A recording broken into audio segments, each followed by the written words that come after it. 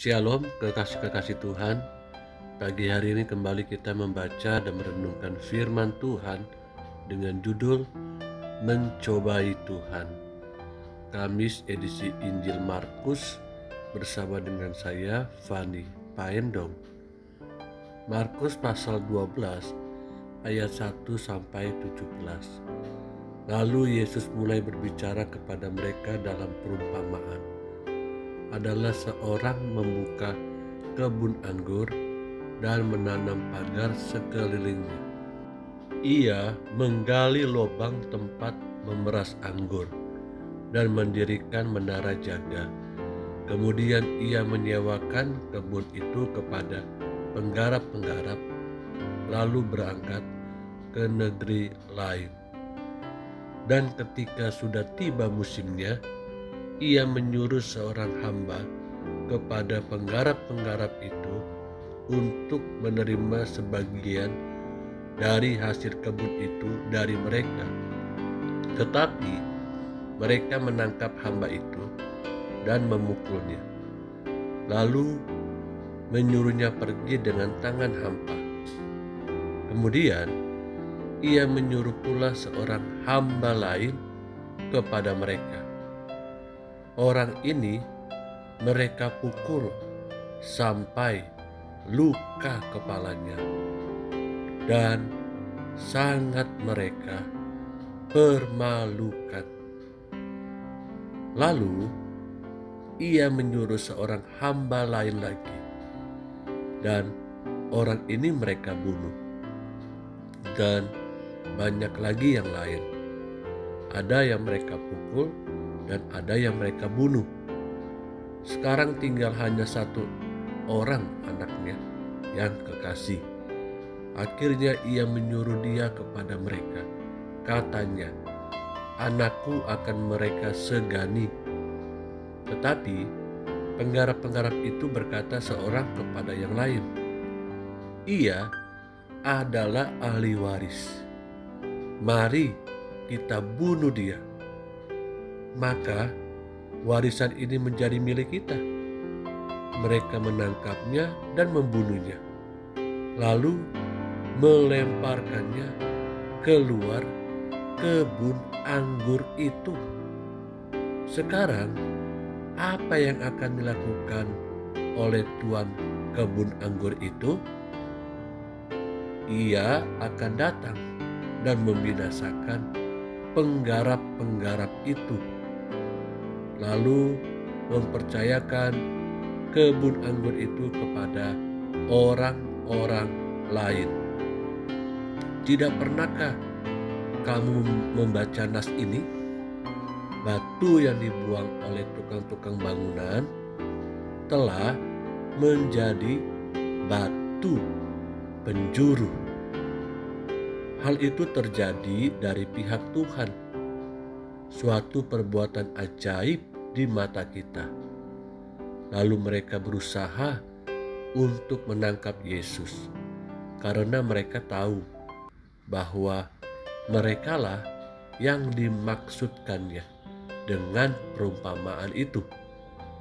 Tetapi mereka takut kepada orang banyak, jadi mereka pergi dan membiarkan dia. Kemudian disuruh beberapa orang Farisi dan Herodian kepada Yesus untuk menjerat dia dengan suatu pertanyaan. Orang-orang itu datang dan berkata kepadanya, "Guru, kami tahu engkau adalah seorang yang jujur, dan engkau tidak takut kepada siapapun juga, sebab engkau tidak mencari muka, melainkan dengan jujur mengajar jalan Allah dengan segala kejujuran. Apakah diperbolehkan membayar pajak kepada kaisar atau tidak? Haruskah kami bayar atau tidak? Kembali di sini dikatakan, apakah diperbolehkan membayar pajak kepada kaisar atau tidak? Haruskah kami bayar atau tidak?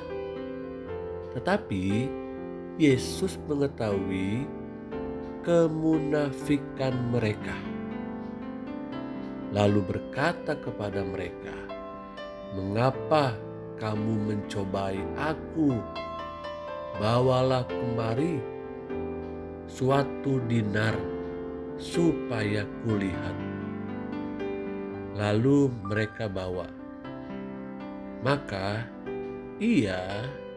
maksudnya di sini Yesus bertanya kepada mereka, "Gambar dan tulisan siapakah ini?" Jawab mereka, "Gambar dan tulisan Kaisar." Lalu kata Yesus kepada mereka, "Berikanlah kepada Kaisar apa yang wajib kamu berikan kepada Kaisar, dan kepada Allah apa yang wajib kamu berikan kepada Allah." Mereka sangat heran mendengar dia. Kekasih-kekasih yang Tuhan Yesus rindukan, Tuhan Yesus memang seringkali menggunakan perumpamaan dan cerita untuk menjelaskan maksud kepergiannya kembali kepada Bapaknya, bahkan untuk menjelaskan penderitaan yang akan dia alami sebelum dia tergantung di atas kayu salib. Beberapa orang Farisi dan Herodian memberikan sebuah pertanyaan untuk mencobai Tuhan Yesus. Apakah mereka harus bayar pajak kepada Kaisar? Padahal mereka sendiri sudah mengetahui jawabannya itu. Seringkali kita pun, saudaraku, melakukan hal yang sama kepada Tuhan. Seringkali kita bertanya dan kita sudah tahu jawabannya. Apakah hari-hari ini kita juga sedang mencobai Tuhan Yesus? Apakah kita sungguh-sungguh percaya bahwa setiap perkataan, janji-janji Tuhan itu akan tergenapi dalam hidup kita? Namun sayangnya kita lebih banyak asumsi dan mencobai Yesus. Timbul dalam hati dan pikiran kita begitu banyak pertanyaan. Apakah Tuhan pasti menolong saya? Apakah Tuhan itu masih ada? Apakah Tuhan bisa menolong dan menjawab doa-doa saya tepat pada waktunya? Hari ini kita belajar, jangan mencobai Tuhan, karena Tuhan tahu apa yang mampu Dia lakukan dan terbaik untuk kehidupan kita. Amin.